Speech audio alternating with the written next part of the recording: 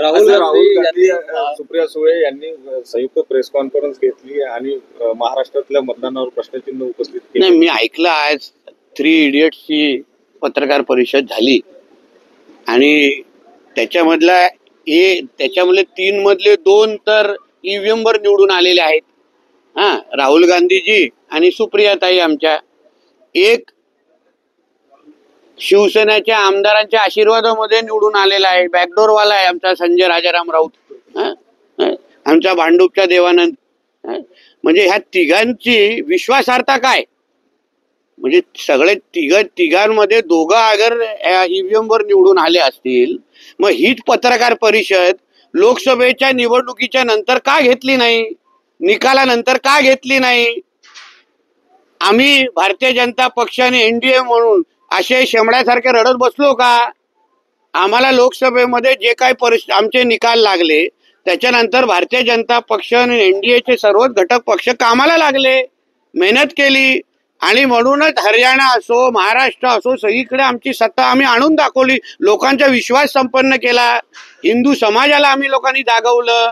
ह्यांच्यासारखे शेमड्यासारखे रडत बसलो नाही, स्वतः ईव्हीएम वर निवडून यायचे. मग ह्याच्यापेक्षा त्यांना सांगा ना, त्यांचे जे काही निवडून आलेले खासदार आहेत ते सगळ्या जणांनी राजीनामे द्यावे आणि मग बॅलेट पेपरच्या नावाने निवडून यावं. मग बघू एकाच्या पुढे पण खासदार लागतं का माजी खासदार लागतं ते. ह्यांची एलर्जी तीच आहे की महाराष्ट्रातल्या सरकार जे हिंदुत्वाच्या नावाने निवडून आलेलं आहे, मोहल्ल्यांमध्ये 1% मतदान होतं ते ह्यांना मिरची लागत नाही. आता काही बूथ मध्ये जिथे मुस्लिम मोहल्ले आहेत तिथे 6 मत, काही उमेदवाराला आमच्या 6 मतं मिळालेली आहेत, काही 15 मतं भेटलेली आहेत. मग तिथे आम्ही ईव्हीएम हॅकिंगचं नाटक केलं का?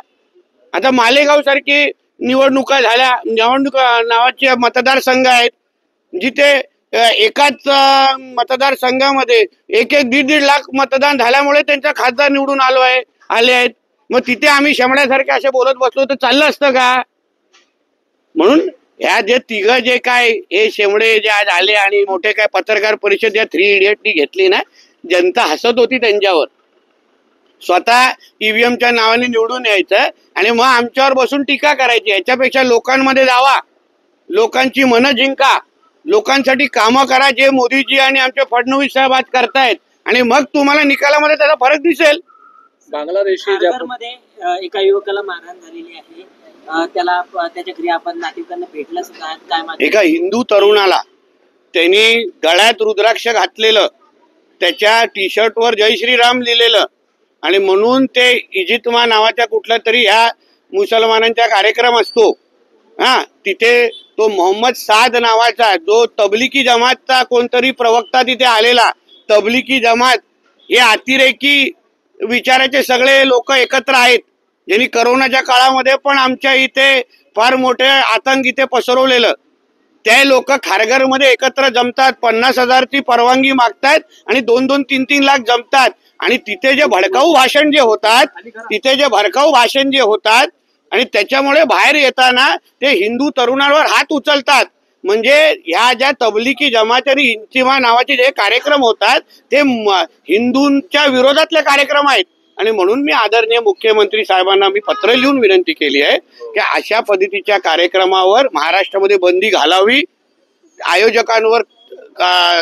आयोजकांची चौकशी करावी आणि या पूर्ण घटनेची उच्चस्तरीय चौकशी करावी. बांगलादेशी ज्या पद्धतीने आढळत आहेत आणि काही ठिकाणी तहसीलदारांनी प्रमाणपत्र दिले आहे, 2 तहसीलदारांना कारवाई झाली आहे, आणखी पण आहे याच्यावर लिस्टवरती. आणि तुमच्या पक्षाच्या वतीनं सोमय्या फिरताय, किरीट सोमय्या, तुमची काय भूमिका आहे? काय वाटतं तुम्हाला? किती? मला ही घाण नकोच आहे. आमच्या महाराष्ट्रामध्ये ही बांगलादेशी रोहिंग्या नावाची जी घाण आहे, आता उदाहरण आमच्या तलावामध्ये कशा गाळ साठलेला आहे त्याच्यामुळे आमचं उत्पादन थांबलेलं आहे, मत्स्य उत्पादन. तशीच ही महाराष्ट्रामध्ये ही बांगलादेशी रोहिंग्या नावाची गाळ आहे, घाण आहे ती आम्हाला आता देवेंद्र फडणवीस साहेबांच्या नेतृत्वातलं असलेलं सरकार हे आता उखडून टाकणार. बाहेर एक किडे मोकळे आहेत खरं म्हटलं तर. यांना ठेचण्याशिवाय आपला महाराष्ट्र सुरक्षित राहू शकत नाही. कारण की हे ज्या राज्यात ज्या देशात जातात त्या देशात आणि राज्याला अस्थिरच करतायत. म्हणून ह्यांना बाहेर काढणं एक कार्यक्रम आणि ह्यांची जे काय बिर्याणी खाणारे आमच्या सिस्टम मधले काही जे मोजके जे सडके आंबे आहेत ना, जे खुर्चीवर बसलेल्या अधिकाऱ्यांच्या नावाने त्यांनाही शिक्षा होणार. त्यांना एवढं त्या बांगलादेशीने रोहिंग्यावर या लोकांना प्रेम असेल ना तर त्यांच्यावर पाठवून देतो पाकिस्तानी बांगलादेशमध्ये त्यांना. सैफ अली खान वरती काय अपडेट आहे आता, कारण की तुम्ही ज्या पद्धतीने सैफ म्हणाला अली खानची अपडेट तुम्ही करीना कपूरला विचारा ना, मला काय म्हणजे ते